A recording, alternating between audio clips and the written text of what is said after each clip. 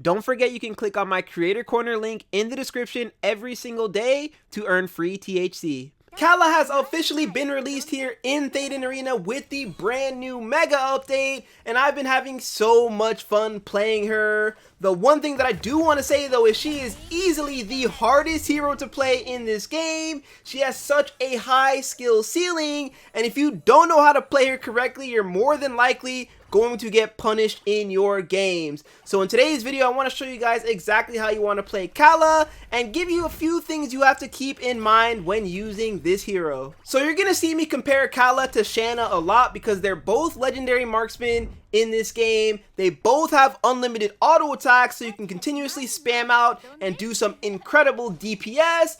But the biggest difference is that I would say personally Cala's ultimate is better than Shanna's, but Shanna's burst auto attack damage is better than Cala because she just doesn't have one of those charging auto attacks. Now with her ultimate, the key thing with this here is you want to use it as a dodging ability, because whenever you click on this ultimate, she throws out a shuriken in a straight line and it hits every single target on its path. So if you can catch multiple opponents, that's very good. And every time you at least hit one target, it will heal you when it comes back. But the biggest thing with this is you actually dodge all abilities, attacks, and damage whenever you use this ultimate. So it's going to be really good for outplay opportunities. If somebody shoots like a laser at you, a rocket, whether they use their ultimate, you can jump right over it and take 0 damage. This works extremely well against crowd control too. So you have to have really good reactions and be very aware of what the skills of your enemies are and when they are going to be using them.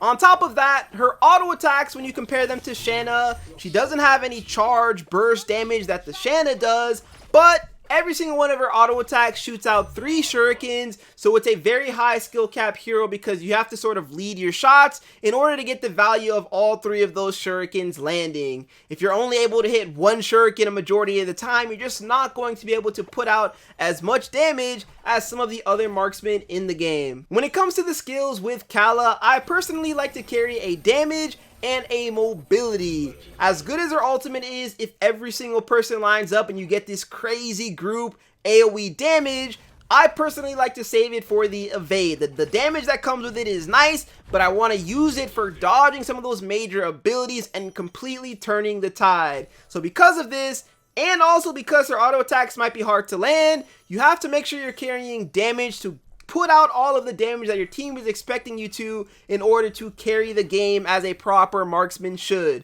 So personally, I like to run the laser. If there's rocket, take that as well, but the laser is just so good because whenever you're playing these objective based game modes, people are going to group up and you can put out so much damage from the back line. And for the second ability, you can run like a burrow, a meteor slam, anything to just get you around the map when needed.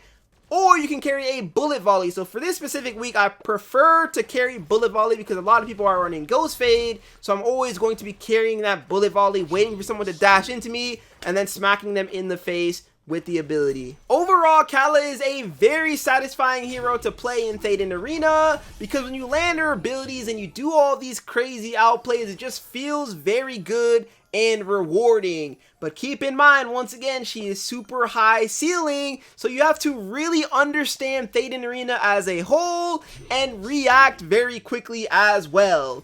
Landing those auto attacks takes skill, so in order to get that DPS, you just have to be a very, very good player. So if you're new or you're average, you might want to choose a Shanna over a Cala because it's way harder to mess up when playing with Shanna. It's just auto attack and use your ultimate when somebody's on you. Whereas Cala, it's very, very complex, but once again, if you're looking for a challenge, then make sure you give her a shot.